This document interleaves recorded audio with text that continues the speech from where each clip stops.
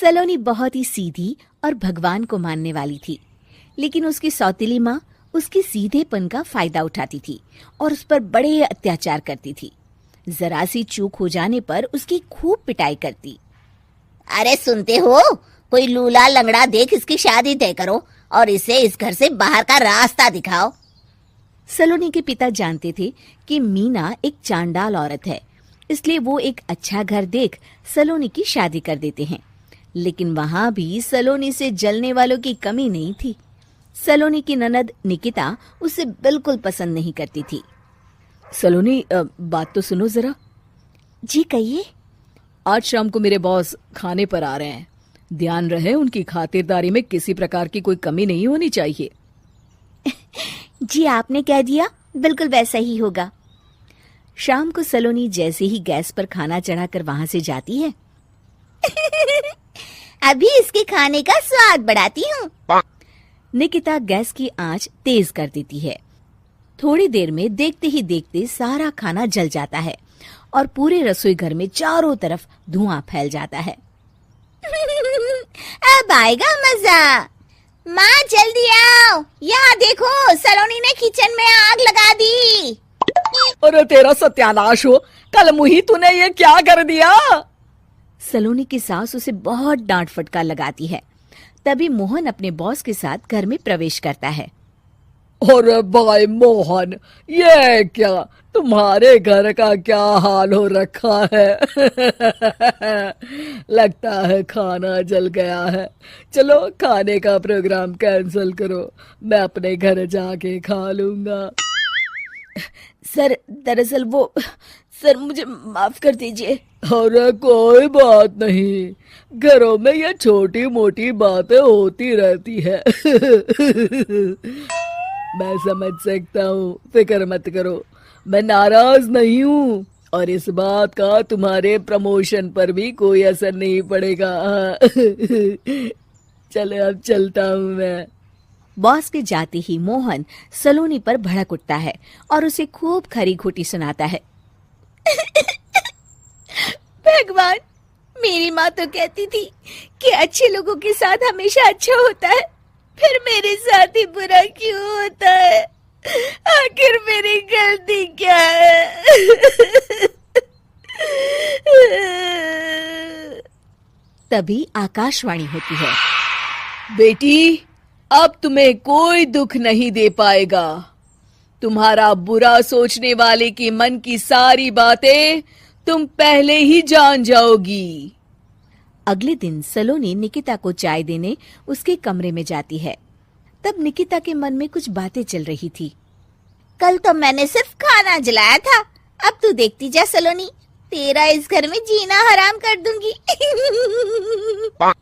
अच्छा, तो ये बात है, अब इसे सबक सिखाना ही पड़ेगा। कुछ दिनों के बाद, सलोनी, मेरे कपड़े जल्दी से प्रेस कर दो, ऑफिस के लिए देर हो रही है। सलोनी मोहन के कपड़ों के पास प्रेस गर्म होने के लिए रख देती है और अपने कमरे में चली जाती है।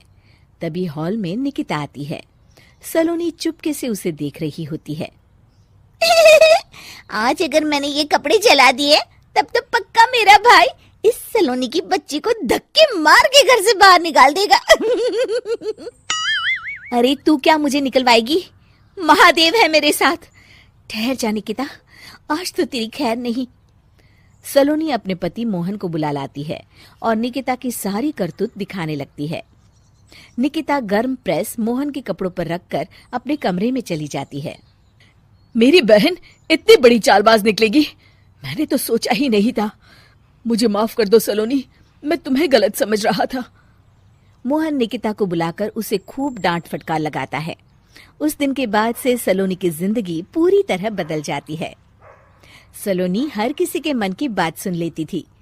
दूसरी तरफ निकिता का कोई भी दांव सलोनी पर नहीं चलता था और आखिरकार वो भी सलोनी के आगे घुटने टेक देती है। फिर एक दिन सलोनी की सास की सहेली ममता अपनी बहू कविता के साथ वहां आती है। कविता मन ही मन कहती है, अरे ये बुढ़िया पागल है जो मुझे यहाँ लेके आ गई। कहाँ मैं अपनी किटी पार्टी छोड़ के इसके साथ यहाँ मरने आ गई। पता नहीं कब तक इसे झेलना पड़ेगा। अरे ये जल्दी मरे और इसकी सारी जायदाद मेरे नाम हो जाए। सलोनी कविता की सारी बातें सुन लेती है। अरे कविता, तुम अपनी सास की जायदाद के लिए उन्हें झेल रही हो और उनके मरने का इंतजार कर रही हो। ये तो गलत बात है। सलोनी की बात सुनकर कविता बिना देर किए कहती है, अरे ये तुमने कैसे सुन लिया? ये सारी बातें तो मैं अपने मन से बोल रही थी। तुमने कैसे सुन लिया? बस फिर क्या था, ये सुनते ही कविता के बगल में बैठी उसकी सास उसकी चोटी पकड़ लेती है। क्यों रे कलमुही, तू मेरे बारे में ये सब सोचती है? मम्मी जी, मुझे माफ कर दीजिए। बड़ी आई मेरी जायदाद लेने वाली, मैं आज ही अपने वकील को बुलाकर सब कुछ छोटी बहू के नाम कर देती हूँ। चल घर चल, आज तेरी अच्छी खबर लेते हूँ। इस तरह सलोनी लोगों के मन की बातें सुन लेती थी, लेकिन धीरे धीरे सलोनी को एहसास होता है कि उसके आसपास के सारे लोग एक दिखावे की जिंदगी जीते हैं और सब एक दूसरे के बारे में बुरा ही सोचते हैं। हे भगवान, दुनिया में कैसे लोग हैं? सबके मन छल कपट से भरे हैं। मैं तो लोगों के मन की बातें सुन सुनकर तंग आ चुकी हूँ। मैं अपनी जिंदगी में अब बहुत खुश हूँ। अब आप मुझसे ये शक्ति वापस ले लीजिए भगवान।